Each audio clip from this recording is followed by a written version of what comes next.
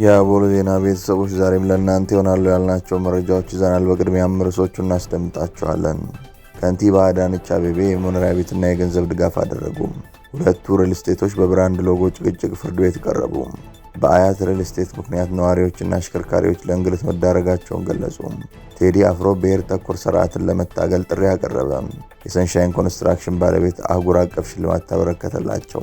ፕሬዝዳንት ትራምፕ ከአዲሶቹ የኢራን መሪዎች ጋር ለንግግር ተስማሙ።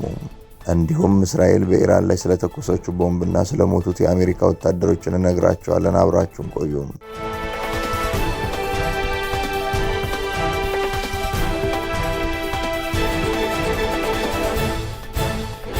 ሰላም ጤና ይስጥልን። ይህ አቦል ዜና ነው። ክቡራን አድማጭ ተመልካቾቻችን ሰላማችሁ ይብዛ፣ ጤና፣ ፍቅር፣ ደስታ በእያንዳንዳችሁ ጎጆ ይግባ። ትኩሱን እፍታ ፍታውን ለእናንተ ለተከበራችሁት ይዘን መጥተናል። ቻናላችንን ላይክ፣ ሼር እና ሰብስክራይብ በማድረግ አጣጥሙልን፣ ለወዳጅ ዘመድም አጋሩልን። እናመሰግናለን። ቴዲ አፍሮ ብሔር ተኮር ስርዓትን ለመታገል ጥሪ አቀረበ። ተወዳጁ ድምፃዊ ቴዎድሮስ ካሳሁን ቴዲ አፍሮ የ130ኛ የአድዋ ዓመት በዓልን አስመልክቶ በሶሻል ሚዲያ ባስተላለፈው መልእክት በሀገራችን የተከሰቱ ያሉትን አሳዛኝ ሁኔታዎች ልናስታውስ ይገባል ሲል አሳስበዋል። ቴዲ አፍሮ ባስተላለፈው መልእክት የአድዋን ድል በኩራት እያከበርን በአሁኑ ወቅት በፖለቲካዊ አለመረጋጋት ምክንያት በግፍ እየተገደሉ አካላቸው እየጎደለና ከቀያቸው የተፈናቀሉ ላሉ ንጹሐን ወገኖቻችን ልናስብ ይገባል ብለዋል። ድምፃዊው በመልእክቱ በማንነታቸው ብቻ የተለያዩ የሚገደሉ ወገኖቻችን በአስቸኳይ ፍትህ ሊያገኙ ይገባል ያለ ሲሆን ለሀገሪቱ ቀውስ መንስኤ የሆነውን ጎሳን መሰረት ያደረገ ስርዓት በአንድነት በመቆም እናስወግድ ሲል ለመላው ኢትዮጵያውያን ጥሪ አቅርበዋል። ፍትህ በግፍ እየሞቱ ላሉና ትኩረት ለተነፈጉ የንጹሐን ወገኖቻችን ያለው ድምፃዊው ሀገር ሁሌም እንደሚያሸንፍ አስታውሰዋል። ድምፃዊው በመጨረሻም ኢትዮጵያ ለዘላለም ትኑር፣ ፍቅር ያሸንፋል በማለት መልካም ምኞቱን ገልጾ መልእክቱን አጠናቋል። የሰንሻይን ኮንስትራክሽን ባለቤት አህጉር አቀፍ ሽልማት ተበረከተላቸው። በኢትዮጵያ ኢንቨስትመንትና የበጎ አድራጎት ዘርፍ ጉልህ አሻራ ያሳረፉት የሰንሻይን ኢንቨስትመንት ግሩፕ ፕሬዝዳንት የክብር ዶክተር ሳሙኤል ታፈሰ በሊደርሺፕ በሰብአዊ አገልግሎት ለላቀ ስኬት በቅተዋል። ዶክተር ሳሙኤል በአፍሪካ ደረጃ ትልቅ ግምት የሚሰጠውን የአፍሪካ ሊደርሺፕ አዋርድ በሁለት ዘርፎች ማለትም በየዓመቱ ምርጥ አፍሪካዊ በጎ አድራጊና በህዝብ ዘርፍ መሪነት ተሸላሚ መሆናቸው ታውቋል። ይህ ሽልማት ዶክተር ሳሙኤል በስራ አመራር ብቃታቸው የገነቡትን ግዙፍ የኢንቨስትመንት ተቋም ብቻ ሳይሆን ለሀገርና ለወገን ያበረከቱትን የማይተካ አስተዋጽኦ እውቅና የሰጠ ነው። በተለይም በሰንሻይን ፊላንትሮፒ ፋውንዴሽን በኩል በመቶዎች የሚቆጠሩ አረጋውያንን በመጦር ለበርካታ ዜጎች የስራ ዕድል በመፍጠር እንዲሁም ለተማሪዎች የትምህርት ዕድልን በማመቻቸት የሚታወቁት ዶክተር ሳሙኤል ይህ ሽልማት ለሌሎች አፍሪካውያን ባለሀብቶችም አርአያ የሚሆን ተግባር መሆኑን አረጋግጧል። ከዚህ ቀደም በሀገር ውስጥና በዓለም አቀፍ ደረጃ የተለያዩ የክብር ዶክተሬቶችንና ሽልማቶችን የተቀበሉት ዶክተር ሳሙኤል አሁን ያገኙት የአፍሪካ ሊደርሺፕ ሽልማት የኢትዮጵያን የግል ዘርፍ አቅምና የአፍሪካዊ የሰብአዊነት እሴትን ለዓለም የገለጠ ኩራት ሆኗል። ሰንሻይን ግሩፕ በግንባታ በቱሪዝም ሪዞርት እንዲሁም በሪል ስቴት ዘርፍ ካለው ስኬት ጎን ለጎን ማህበራዊ ኃላፊነትን መወጣት የኩባንያው መሪ መርህ መሆኑን የዶክተር ሳሙኤል የግል ቁርጠኝነት የዘንድሮ ሽልማት በግልጽ ያሳያል። በአያት ሪል ስቴት ምክንያት ነዋሪዎችና አሽከርካሪዎች ለእንግልት መዳረጋቸው ተገለጸ። ከወሰን አደባባይ ወደ ሲኤምሲ ሚካኤል በሚወስደው ዋና መንገድ ላይ እየተገነባ ያለው የአያት ሪል ስቴት የህንፃ ግንባታ በትራፊክና በነዋሪዎች ዕለት ተዕለት እንቅስቃሴ ላይ ከፍተኛ መስተጓጎል የፈጠረ መሆኑን የአካባቢው ነዋሪዎችና አሽከርካሪዎች ቅሬታቸውን ገልጸዋል። በተለይም በስራ መግቢያና መውጫ ሰዓታት የሚፈጠረው ከፍተኛ የትራፊክ መጨናነቅ ሰራተኞችና ተማሪዎች በሰዓታቸው እንዳይደርሱ እንቅፋት መሆኑን ቅሬታ አቅራቢዎቹ ጠቁመዋል። የግንባታ ግብዓቶችን ለማጓጓዝ ሲባል መንገዱ በተደጋጋሚ ለተሽከርካሪዎች ዝግ እንደሚደረግና የግንባታ ቁሳቁሶች በእግረኛ መንገድ ላይ በመቀመጣቸው ነዋሪዎች ለአደጋ መጋለጣቸውን ተናግረዋል። በተጨማሪም ለህንፃ ግንባታው የሚመለሱ ከባድ ተሽከርካሪዎች የትራፊክ ፍሰቱን ይበልጥ እንዲገታ ምክንያት መሆኑን ገልጸዋል። የነዋሪዎች ቅሬታ መሰረት በማድረግ የተጠየቁት የለሚ ኩራ ክፍለ ከተማ ደንብ ማስከበር ጽሕፈት ቤት ኃላፊ አቶ ይልማወርቅ ጌታቸው በሰጡት ምላሽ የመንገዶችን ደህንነት ለመጠበቅ ተቋማቸው አስፈላጊውን የቁጥጥር እርምጃ እንደሚወስድ ገልጸዋል። በዋና መንገዶች ላይ የግንባታ ቁሳቁስ ማስቀመጥ የተከለከለ ነው። ልዩ ፍቃድ የሚሰጠው ለኮንክሪት መሙላት ስራ ብቻ ለተወሰኑ ሰዓታት ከኮንስትራክሽን ቢሮ በሚሰጥ ፍቃድ መሆኑን ገልጸዋል። ከህግ ውጭ የሚፈጸሙ ድርጊቶች ከፍተኛ ቅጣት ያስከትላሉ። አስፋልት መቆፈር እስከ 300 ሺህ ብር፣ ቆሻሻ እያንጠባጠቡ በሚጓዙ ተሽከርካሪዎች ላይ እስከ 50 ሺህ ብር ቅጣት እንደሚጣል አስታውቀዋል። የነዋሪዎችን ቅሬታ በመቀበል ጉዳዩን በማጣራት የእርምት እርምጃ እንደሚወሰድም አሳስበዋል። የአዲስ አበባ ከተማ አስተዳደር መንገዶች ባለስልጣን የኮሚኒኬሽን ዳይሬክተር አቶ ኢያሱ ሰለሞን በበኩላቸው የችግሩ ዋና መንስኤ ግንባታቸው ከመንገድ ወሰን ምን ያህል ርቀው መገንባት እንዳለባቸው ግልጽ መመሪያ ባለመኖሩ መንገድ ጠርዝ ድረስ መጥተው የሚገነቡ ህንፃዎች መኖራቸውም እንደሆነ ገልጸዋል።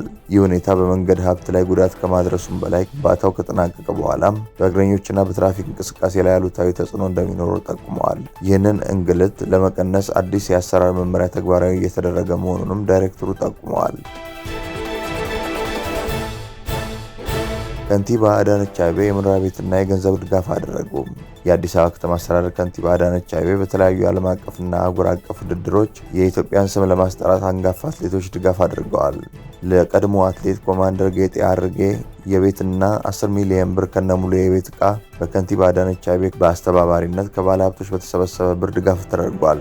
በትላንትናው ዕለት ከንቲባ አዳነች በአትሌቷ ቤት በመገኘት የአትሌቷን ቤት በመመረቅ ለአንጋፋው አትሌት ጌጤ ኡርጌ ከህመሟ እስክትድን ድረስ ሙሉ የሕክምና ወጪዋ እንደሚሸፍኑ ቃል በመግባት ለ10 አንጋፋ አትሌቶች ለእያንዳንዳቸው የ2 ሚሊዮን ብር ድጋፍ አድርገዋል።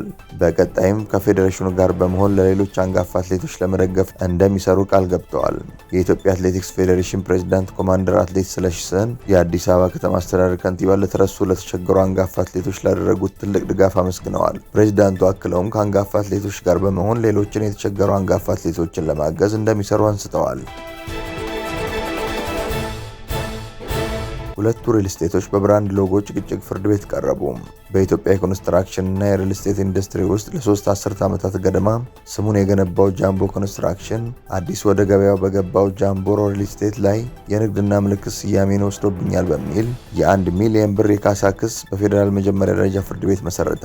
ጃምቦ ኮንስትራክሽን ለፍርድ ቤቱ ባቀረበው አቤቱታም ጃምቦሮ የሚለው ስያሜ ከራሱ የንግድ ምልክት ጋር በድምጽ በፊደላት አጻጻፍና በቃና ተመሳሳይነት ስላለው ደንበኞችንና ሚዲያን እያደናገረ ይገኛል ብለዋል። ድርጅቱ ይህን ድርጊት የብራንድ ነጠቃ ሲል የገለጸው ሲሆን በዚሁም ምክንያት 1 ሚሊዮን ብር የሚገመት የገንዘብ ኪሳራ እንደደረሰበት ተገልጿል።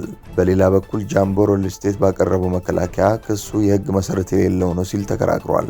ድርጅቱ አክሎም ጃምቦሮ የሚለው ስም በጉራጌ ዞን የሚገኝ የመንደር ስም እንጂ በስዋሂሊው ጃምቦ ጋር ምንም አይነት የቋንቋ ዝምድና እንደሌለው ገልጿል። የሪል ስቴት ደንበኞች ከፍተኛ ገንዘብ አውጥተው ከመግዛታቸው በፊት የድርጅቱን ማንነትና ታሪክ በሚገባ የሚመረምሩ በመሆናቸው በስም ተመሳሳይነት ብቻ ይሳሳታሉ የሚለው ክስ ተቀባይነት የለውም ሲል ጃምቦሮ ተከራክሯል። ፕሬዝዳንት ትራምፕ ከአዲሶቹ የኢራን መሪዎች ጋር ለንግግር ተስማሙ። የአሜሪካው ፕሬዝዳንት ዶናልድ ትራምፕ አያቶላህ አሊ ካሚኒን ጨምሮ ከፍተኛ የኢራን አመራሮች ከዚህ ዓለም በሞት ከተለዩ በኋላ ስልጣን ከያዙት አዲሶቹ የሀገሪቱ መሪዎች ጋር ለመወያየት ዝግጁ መሆናቸውን አስታውቀዋል። እንደ አትላንቲክ መጽሔት ዘገባ ከሆነ ፕሬዝዳንቱ የአዲሱ የኢራን አመራር ከዋሽንግተን ጋር ለመነጋገር ፍላጎት እንዳሳየና እሳቸውም ጥያቄውን መቀበላቸውን በይፋ ገልጸዋል። ትራምፕ በሰጡት አስተያየት የኢራን ወገን ቀደም ብሎ ይህን መሰል እርምጃ መውሰድ እንደነበረበት በመጠቆም ወቅሰዋል። ቁልፍ ነጥቦቹም ፕሬዝዳንት ትራምፕ መነጋገር ይፈልጋሉ፣ እኔም ለመነጋገር ተስማምቻለሁ፣ ስለዚህ አነጋግራቸዋለሁ በማለት ቁርጠኝነታቸውን ገልጸዋል።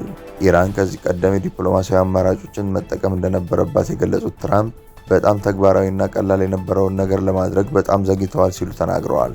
ንግግሩ መቼና የት እንደሚካሄድ የተጠየቁት ፕሬዝዳንት ዝርዝር መረጃ ከመስጠት ተቆጥበዋል።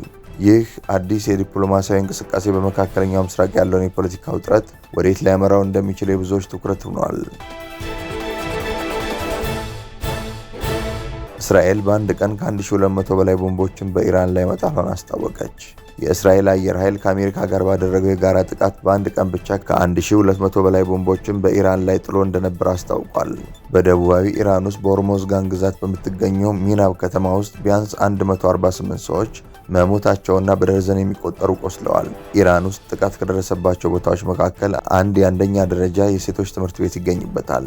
የኢራን የውጭ ጉዳይ ሚኒስትር አባስ አራግቺ በትምህርት ቤቱ ላይ በተፈጸመው ጥቃት በደርዘን የሚቆጠሩ ንጹሃን ዜጎች ተገድለዋል፣ ለዚህም ያጸፋ ምላሽ ሳይሰጥ እንደማይቀር ዝተዋል። በእስራኤል የቦምብ ጥቃት አያቶላህ ካሚኒ እና ሌሎች ከፍተኛ ወታደራዊ ባለስልጣናት መገደላቸው ይታወሳል። ከዚሁ ጋር በተያያዘ የአሜሪካ ማዕከላዊ እዝ ሴንትኮም ባወጣው አስቸኳይ መረጃ 3 የአሜሪካ ጦር አባላት ውጊያ ላይ ያሉ መገደላቸውን አስታውቋል። ይህ ክስተት አሜሪካ ካለፈው ቅዳሜ ጀምሮ በኢራን ላይ ጥቃት መክፈቷን ተከትሎ የተመዘገበ የመጀመሪያው የአሜሪካ ወታደሮች የሞት ሪፖርት ሆኗል። በመግለጫው መሰረት ከሟቾች በተጨማሪ ሌሎች 5 የአሜሪካ ወታደሮች በጽኑ ቆስለዋል። ሴንትኮም አክሎም የሟች ወታደሮቹ ማንነት ለቤተሰቦቻቸው ተነግሮ 24 ሰዓታት እስኪያልፍ ድረስ በይፋ እንደማይገለጽ አስታውቋል። ክቡራን አድማጭ ተመልካቾቻችን ስለተከታተላችሁ እናመሰግናለን። የደወል ምልክቷን በመጫን አቦላችንን በትኩሱና በፍታው ሁልጊዜ እንዲደርሳችሁ አድርጉም። ለወዳጆቻችሁም በፍቅርና በቅንነት አጋሩ። ጡም ቡናችንን አቦል ግብዣችንን ይዘን ወደ በኋላ እንመለሳለን። በቸር ያቆየን።